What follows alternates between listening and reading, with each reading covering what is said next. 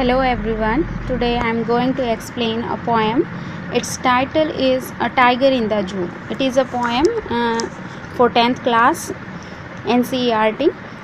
The poem A Tiger in the Zoo is written by Leslie Norris. ये जो poem है ये Leslie Norris के द्वारा लिखी गई है. In this poem, poet tries to depict the mental condition of a caged tiger. और इस poem के अंदर poet ने वर्णन किया है एक टाइगर की मेंटल कंडीशन को, जिसको केज्ड किया हुआ है, जिसको पिंजरे में रखा गया है. He compares the life of a tiger in the जू with its life in its natural habitat. और उसने इसमें कंपेयर किया है टाइगर की लाइफ को, जो कि एक जू में रहता है, और एक ऐसा टाइगर जो कि अपने प्राकृतिक आवास में रहता है, अपने नेचुरल हैबिटेट में रहता है. वो दोनों ही लाइफ को उसने कंपेयर किया है. The poet conveys an important message that the wild animals should be in their natural habitat. और इस पोएम के द्वारा जो पोइट हैं वो हमें ये मैसेज कन्वे कर रहा है कि जो वाइल्ड एनिमल्स हैं उन्हें अपने प्राकृतिक आवास में ही रहना चाहिए. He shows us how love for freedom is the natural instinct of every living being. और इसमें उसने ये भी दिखाया है कि जो फ्रीडम होती है, जो स्वतंत्रता होती है, उसके लिए हर एक लिविंग बीइंग में एक नेचुरल इंस्टिंक्ट होती है, एक नेचुरल उसकी प्रवृत्ति होती है कि वो फ्रीडम चाहता है. The poem provides a contrast in the mood and environment of the tiger when he is in the जू and when he is in the forest. और इस पोएम के अंदर एक कंट्रास्ट दिखाया गया है जो टाइगर है उसके मूड और इन्वायरमेंट में, कि जब वो एक जू में रहता है और जब वो एक फॉरेस्ट में रहता है, तो दोनों के बीच एक कंट्रास्ट दिखाई दे रहा है इसके अंदर. इन द जू ही हैज़ नो फ्रीडम. जू के अंदर वो कोई उसको फ्रीडम नहीं होती है. He is kept in a cell behind the bar. और उसको एक कोठरी में, जो कि बार्स लगे होते हैं, सलाखें लगी होती हैं, उसके पीछे उसे रखा जाता है. He feels angry, frustrated and helpless. और वो क्या महसूस करता है उसके अंदर? बहुत ही क्रोधित होता है, हेल्पलेस होता है, लाचार होता है बिल्कुल, और फ्रस्ट्रेटेड हो जाता है वो उसमें.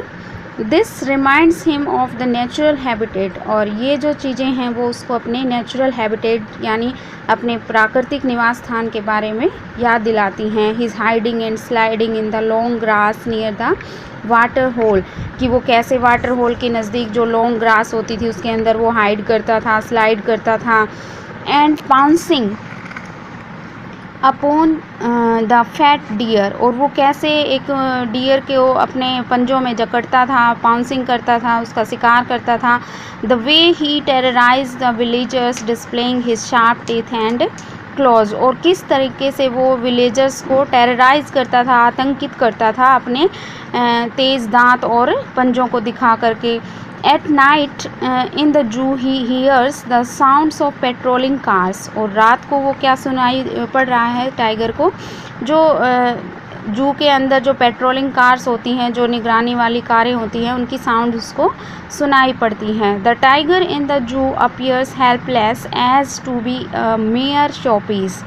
और टाइगर जो है जू के अंदर बिल्कुल ही हेल्पलेस यानी बहुत ही लाचार दिखाई दे रहा है, क्योंकि वो वहाँ पर एक शो पीस की तरह बना हुआ है. And source of entertainment of people.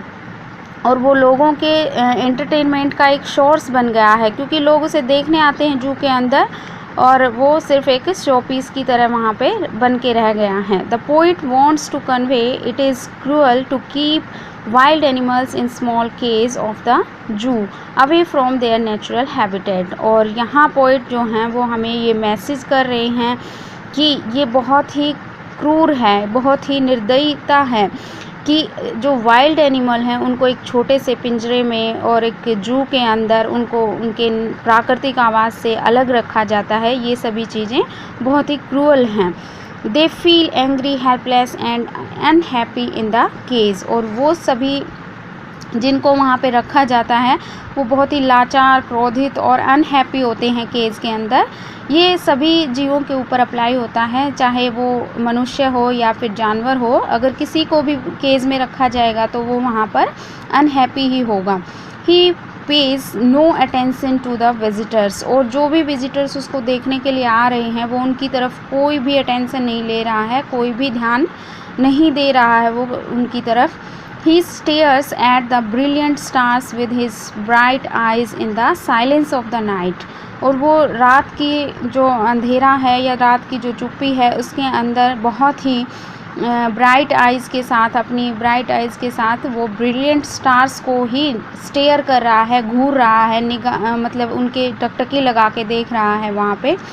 केज़ life has totally changed his personality, और केज़ की जो लाइफ है उसने उसकी पूरी पर्सनैलिटी को चेंज कर दिया। आप लोगों ने देखा होगा कि जो शेर या जो भी टाइगर होते हैं वो बहुत ही नेचुरल तरीके से फॉरेस्ट में विचरण करते हैं, वो बहुत ही ख़तरनाक जानवर होते हैं, सब उनसे डरते हैं, लेकिन केज में जब वो जकड़ लिए जाते हैं तो लोग उन्हें देखने आते हैं, वो उनके एंटरटेनमेंट का सोर्स बन जाते हैं, तो बिल्कुल अपोजिट हो जाती है उसकी पर्सनैलिटी, ठीक है, क्योंकि वहाँ पे तो वो बंद हो जाता है और वो किसी को नुकसान नहीं पहुँचा सकता, ना वो किसी को डरा सकता है, तो ये बिल्कुल अपोजिट हो जाता है, उसकी जो भी प्रवृत्ति होती है उसके बिल्कुल ही अपोजिट होता है वो।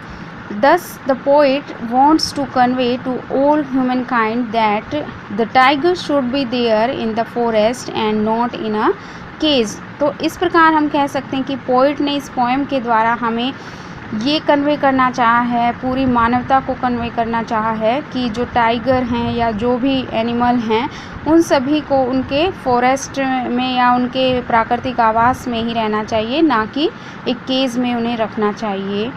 This is all about the poem. Next poem हम अगली वीडियो में करेंगे। Thank you.